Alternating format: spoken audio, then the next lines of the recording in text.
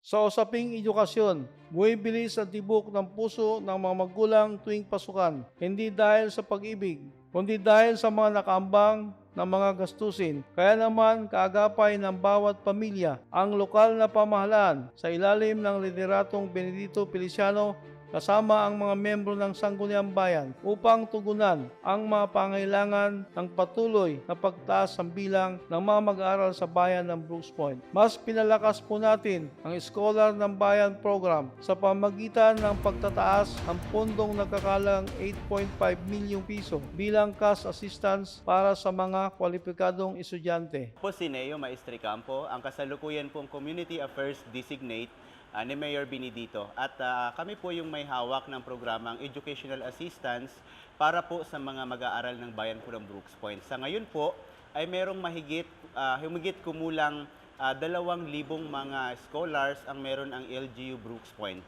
At dito po sa ilalim po ng administrasyon ni Mayor Benedito, pasok po dito ang mga grade 11, grade 12 at college. Kasama rin po ang mga nag-aaral sa vocational courses at alternative learning system. Sa kabuuan po ay merong mahigit 8 milyong pisong inilaan si Mayor Benedito para po sa mga scholar ng bayan po ng Brooks Point.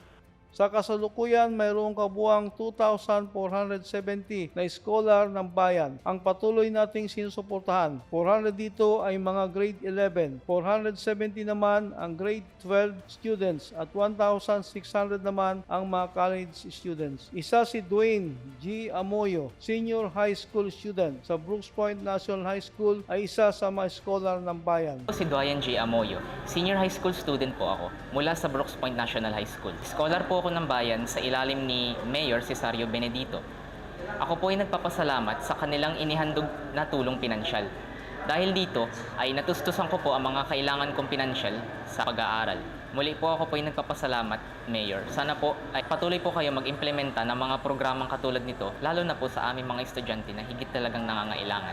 Ang Brooks Point ngayon ay mayroong humigit kumulang 55 na mga paaralang na itatag na upang magbigay ng kalidad na edukasyon sa mga mag-aaral sa iba't ibang bahagi ng barangay na sakop ng Brooks Point. Upang makasabay sa makabagong takbo ng pagtuturo, patuloy na namamahagi ang pamahalaan lokal ng 50 inches LED television, Bluetooth speaker at mga hard drives, mga reading hubs at marami pang kagamitang makatutulong sa pagtuturo sa mga elementary school sa bayan. Bukod sa mga kagamitan, marami ring ibinahagi ang pamahalaan ng mga matatatag na infrastruktura tulad ng mga covered pathway na nagkakahalagang 1 milyong piso para sa Brooks Point Central School. Mayroon ding mga ipinatayong stage na may pondong 886,394 pesos. Isa na rito ang Malis National High School at Eliseo Oblian National High School. Na-turn over na rin natin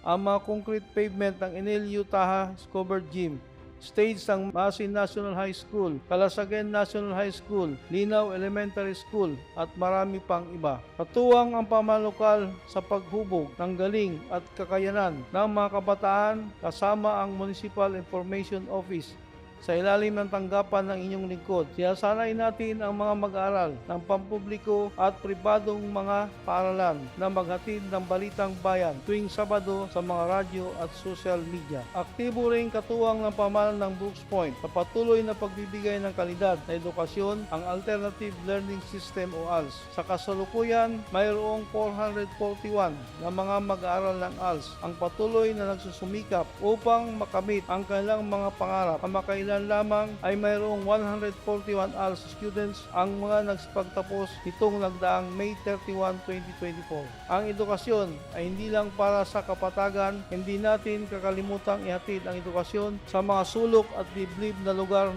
sa bayan. Kaya suportado natin ang Alternative Learning System o ALS teachers, para teachers at alive teachers. Sa kasalukuyan ay mayroon tayong 10 ALS teachers na tumatanggap ng allowance na 5,000 pesos. Mula sa 46 para teachers, dinagdagan na natin sila at ngayon ay 67 para teachers na may 3,000 pesos allowance. At gayon din ang incentives ng Alive teachers na dati ay 17 lang, ngayon ay 21 Alive teachers na. Sila ang ating mga katuwang na naghatid ng edukasyon kasama ng DepEd teachers. Hindi tumigil ang pamahalaan lokal ng Brooks Point sa pagtugon at pakikinig sa pintig ng puso ng mamamayan ng Brooks Point. Ang Community Affairs Division sa ilalim ng tanggapan ng iyong lingkod ay puspusan ang paghahanap ng mga kwalipikadong mga mag-aaral ng senior high at kolehiyo. Nitong Hunyo at unang linggo ng Hulyo ay nagkaroon ng mga qualifying examination para sa mga grade 11 at grade 12 students upang matiyak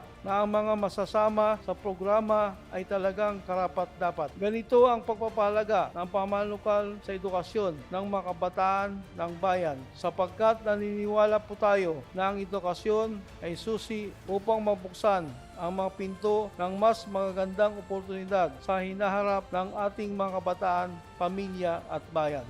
Malaking bahagi ng buhay ang edukasyon. Ang edukasyon ang bumabalangkas ng daan patungo sa tagumpay ng mamamayan at pag-unlad ng isang bayan. Kaya mga magulang, katuwang ninyo ang pamahalaan lokal, ang Administrasyong Benedito Feliciano sa pagtaguyod ng edukasyon ng inyong mga anak.